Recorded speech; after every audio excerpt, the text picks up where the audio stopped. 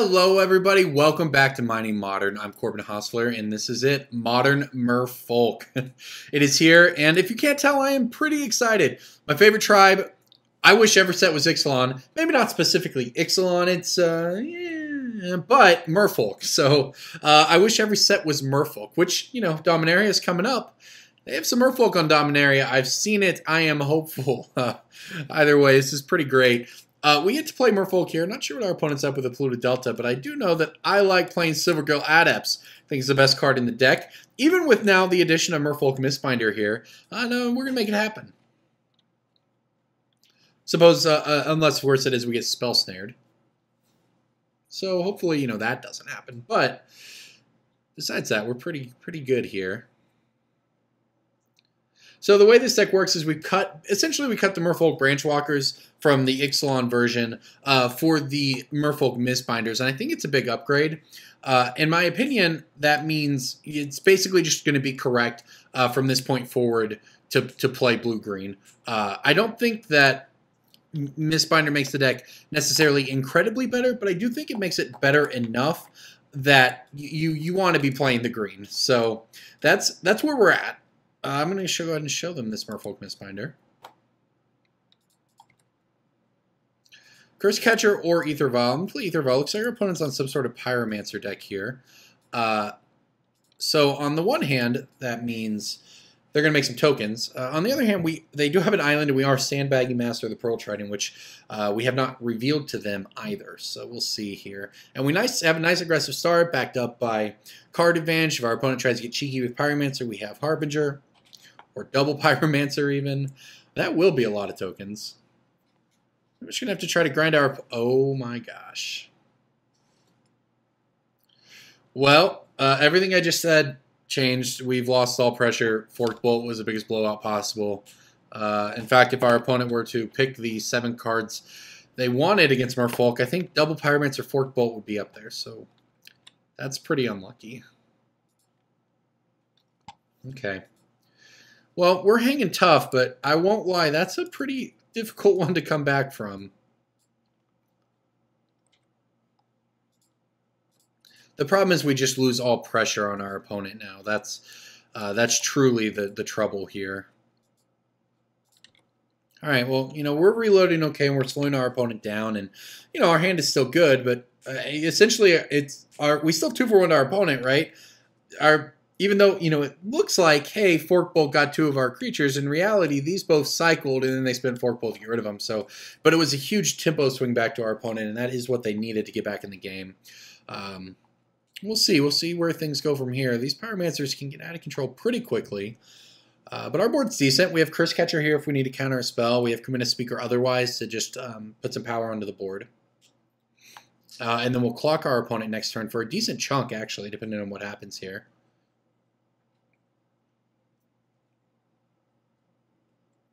All right, here we go. Pyromancer has returned.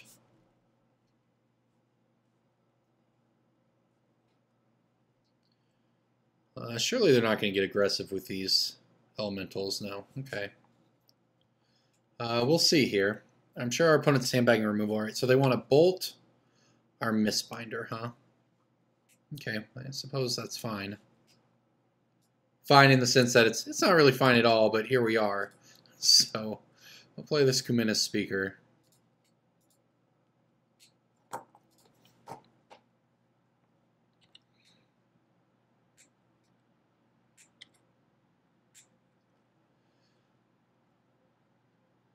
Alright, well, we're going to need to draw something, so our opponent has some pretty good cards against us, especially if they have yet another removal spell here.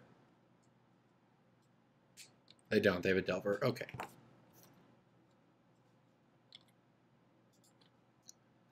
Well, I wanted to really draw a Lord there and not another Curse Catcher, but I suppose there are worse things. Yeah, we just got to go ahead and get in there. Just try to race, I guess. You know, our opponent's down to 2 cards in hand. They're not going to have lethal next turn. We could get in for 6 here, put them to 8. So it's going to come down to whether or not, you know, 1, they have removal for our Master of the Pearl Trident, and 2, whether or not we can draw our way out of it with the second one. So I think the key thing here is opt. Well, that's not great for us. The key to look at right here is, it's going to come down to a lot of things we don't have control over, obviously. But the one thing we did have control over is the sequencing. And that's why, both to what I revealed Silvergill to Silvergill because I'm going to follow up with it. And then I revealed Mistbinder to Silvergill. And what I did not do is reveal Master of the Pearl Training because we wanted to hide as much information as possible. And in this case, when the cards are similar, they're both lords, but we were able to hide that we were, sandbagging Island Walk, and that's relevant. And that's it's a small bottom and draw. That's good for us. Okay. Well, I don't think we have any choice but to go for it here.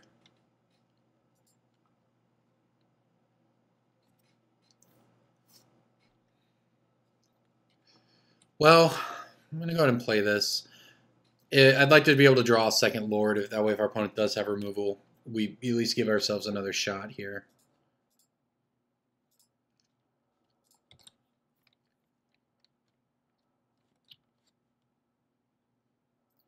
Well, that wasn't it. I don't think we have any choice but to go for it, though. Worst case scenario, we get to take some of our opponent's creatures out.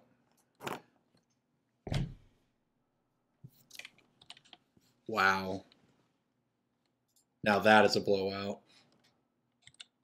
That's like oh my gosh. The one way we could actually lose there is for us to draw specifically the third Silvergill Adept because it's the only creature I'd actually want to violin. Oh my gosh. That's so unlucky. Oh man. All right. Well, it is what it is, I guess. Now our opponent's just counting whether or not they have lethal. For all we know, they have a lightning bolt in hand, but that's so unlucky right there.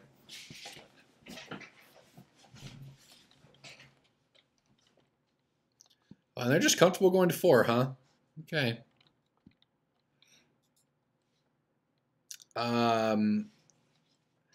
It looks like it's just blue-red. I guess I need the blocker, I suppose.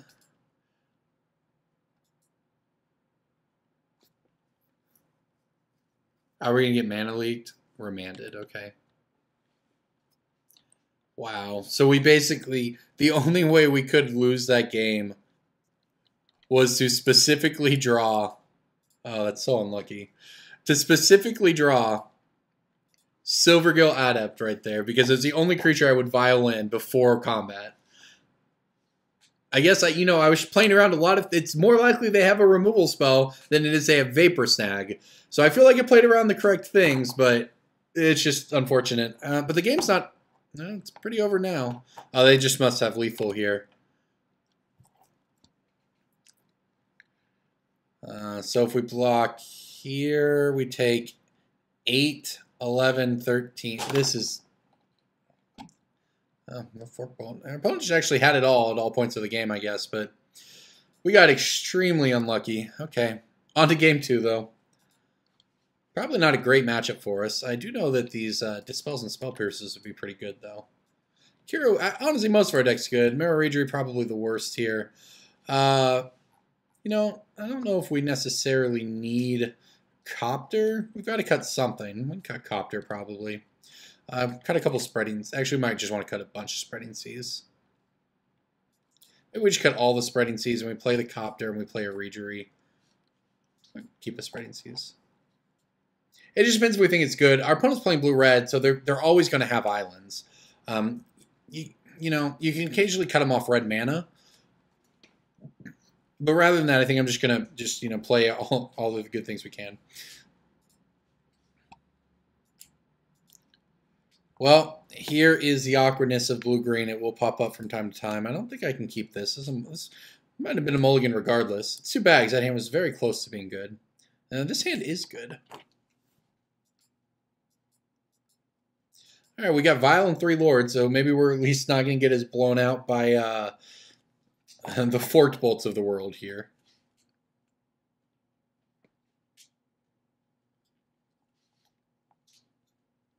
That's why you don't scoop, by the way.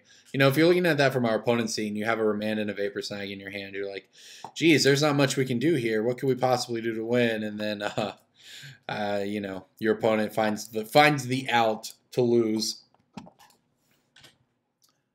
For what it's worth, given what their top card was, they would have Vapor Snagged. then remanded their Vapor Snag, and then drawn the Lightning Bolt. So for what it's worth, I think they actually would have gotten there regardless, but...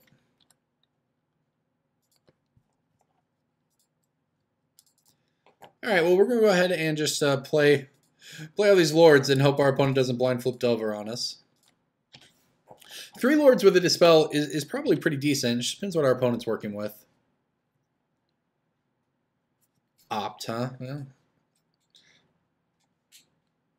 opponent pretty good at blind flipping Delvers.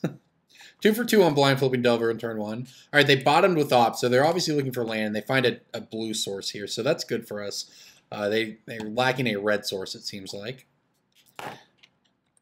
So we might just be able to out-aggro this Insectile Aberration.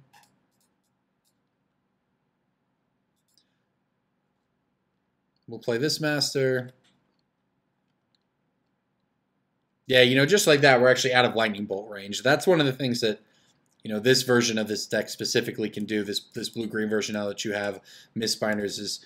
It's turn 3. Our opponent didn't have much choice, and just like that, we're out of Lightning Bolt range. So, and, well, okay, just kidding. They have a Vapor Snag. We're not at a Vapor Snag range, so not at Lightning Bolt range either. But what our opponent did not appear to have is red mana, so that's good. Ooh, I almost skipped past that there. Okay, I would not like to use the ability. Another Lord. Okay. I think this turn I'm going to slow down a little bit. I'm just going to Violin this Lord.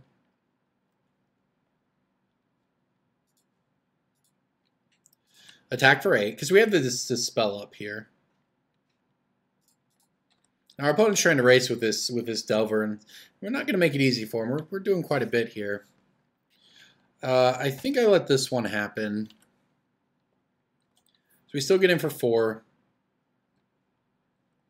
Jeez, maybe we don't. I guess I actually have to dispel this one. Just because we have to actually do damage to our opponent here. That's not what I wanted to dispel, but here we are. But we will actually just die to the Delver if we don't start getting in some damage. You know, we have to worry about Lightning Bolts here finishing us off. This game was all about that blind flip Delver. Wouldn't even be close if they hadn't blind flipped it. And they found their red mana too, so and we are at the moment not out of Lightning Bolt range.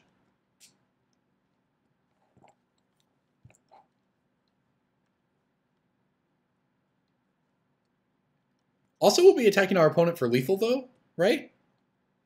So that's pretty good. Just going to actually be attacking for 16 damage here, despite the triple Vapor Snags thrown at us. Depends what our opponent plays, of course. But if our opponent just plays Pyromancer or something here, we're just going to kill him. They have the Lightning Bolt instead. Alright. Well, that's fine. It's a Lightning Bolt not going at our face, I suppose.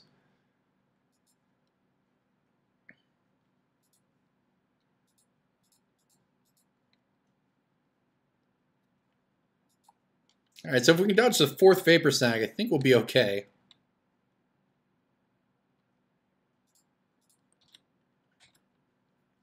Playing this one on the draw is going to be the difficult part, I think.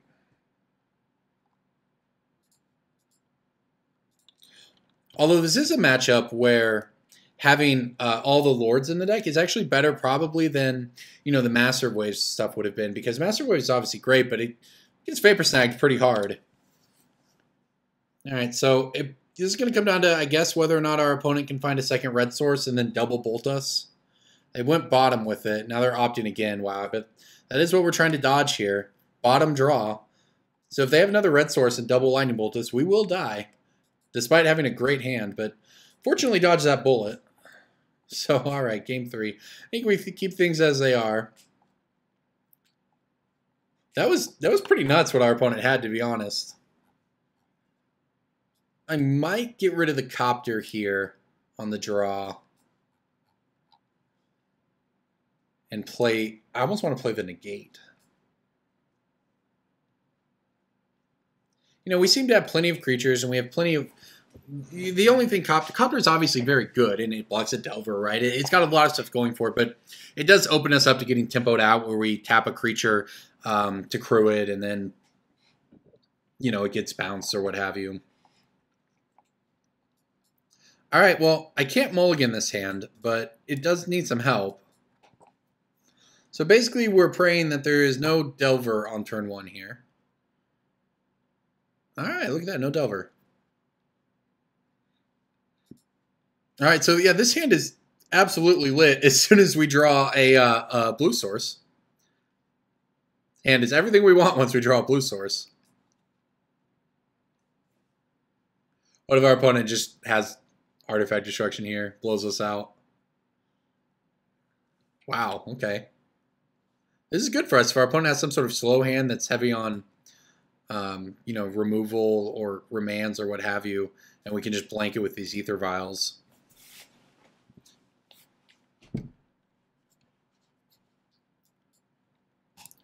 I am going to throw away the Curse Catcher to this. It is tempting to not do it, right? You know, but there's a few things going on here. One, we deny our opponent a card this way. We trade our Curse Catcher for their remand, which is fine in itself, but also in that it means we get to resolve this vial when we don't have a second land, and that tempo advantage, you know, it's... The Curse Catcher for the remand is already a 1-for-1 on cards, but getting the tempo out of it with this vial that we, you know, might need as this game goes on, since we're not guaranteed to hit a second land anytime soon here, really swings it in favor of wanting to make that trade.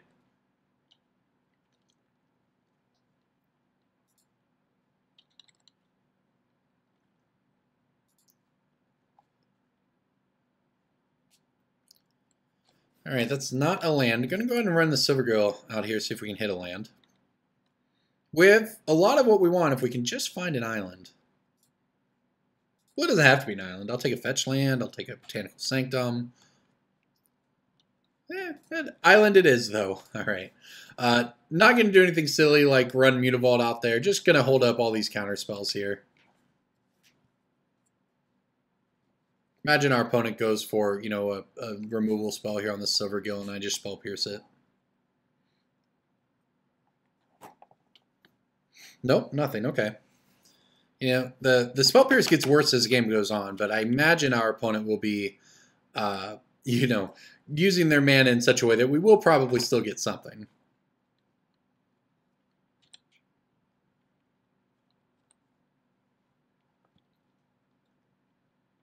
All right, I don't want to use that one's ability, and I do want to use this one's ability. All right, double Violet 2 here, plus counter spells all up. So, ooh, nice. All right, so shields up, and we have quite a bit to work with here. At this, I kind of do want to turn the Mutavault on at this point. It lowers the amount of counter spells we have up, and that we have 2 up right now, but I think it's fine. It puts pressure out there. And our opponent has this Delver, so we are, especially now that we have a second land, all we probably really need here is 2. We don't need 3 as the game goes on, I think. But so this puts some pressure on the board. And sort of, you know, makes our opponent have to do something and play into our counter magic here. And there's a Lightning Bolt. So I think I just go for the Dispel here.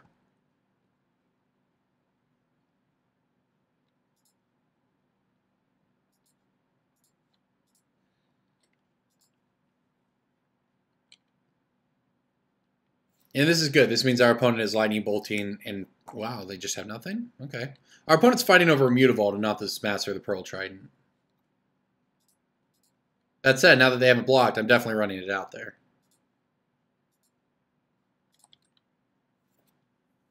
They might have a Vapor Snag or something here. Nope, just taking it. Okay, that's pretty good for us.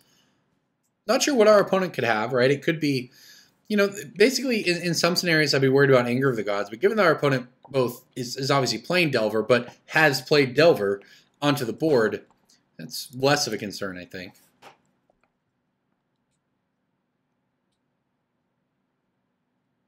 All right, we're at 20, so I'm going to take this hit here. I see no issues with just taking the damage. This way we get to incept the Harbinger. It hides information. It makes our opponent, even slower. Sure, that's down. What we need to do here is draw creatures. That's all we need to do. Opponent floating mana to play Serum Visions. Okay. And they probably just overtapped there. Yeah, we need to get something out of this spell. Ooh, that's pretty good. I need to get something out of this Spell Pierce on this turn, I think. Otherwise, it will be dead. But this is a nice tempo swing here, getting this Harbinger of the Tides in here, bouncing the Delver. Our opponent has to replay it on their turn. And we get a swing for 6.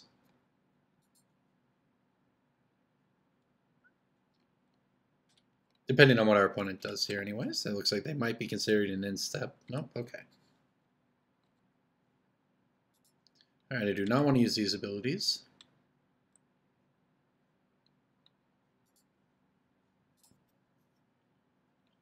Let's see what we draw. It might inform what I decide to play here. That was a pretty good one. I think I'm going to fire up the Mutavault.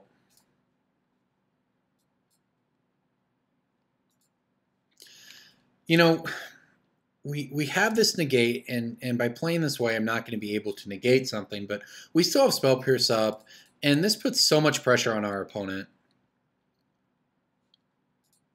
that when we Vial this Lord in, they're not able to get anything here. So they take 9, they go to 5, and they're sitting on a fetch land, which is going to cost them, at least 1 point of life here. And if we actually get a Spell Pierce, whatever their play is here, that would be pretty good as well. That said, yeah, it's a Vapor Snag on the Mutavault. That is not a problem. I will allow that one. I'll let our opponent take 6. We just get to replay the Mutavault, and look at that, we have negate up.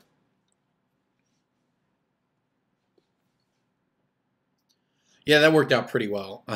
Not a good situation with these double vials for our opponent, where they bounce Silvergill, we get value, bounce Harbinger, we get value, bounce Olivia Lance, we just replay it. So, all right, here comes the Delver. All right, so this is all very good for us. Man, this game was really decided when we Curse Catcher. I'm not going to say decided, but Curse Catchering that opt was a pretty key play in this game. And some people might be willing to just, I'll just replay the Ether Vial next turn, but I think the tempo there was really important. Obviously, we're just drawing very well here as well. So I'm just going to go ahead and play the Lord and swing on in there. And I don't think our opponent's going to be able to do much about it through Negate and Spell Pierce. Also, funnily enough here, if our opponent tries to, I guess it doesn't matter, but say they try to respond with something, a Lightning Bolt or something, one of our 3/3s, we could then use the other Vial to Vial in the same Lord. All right, so we're just going to swing for lethal here, and our opponent has to get through 2 counter spells. And Harbinger of the Tides was also clutch. This is just textbook Merfolk right here. Curse Catcher, Silvergill. It's easy to forget about how powerful they are when you have all these new tools and you look at Kumena, which I don't think is good in Modern and so on, but Curse Catcher just gets the job done. Look at that. We don't even need the counter spells. We just beat on through. Modern Merfolk taking it down. Tropical Fish. Thank you for watching, everyone.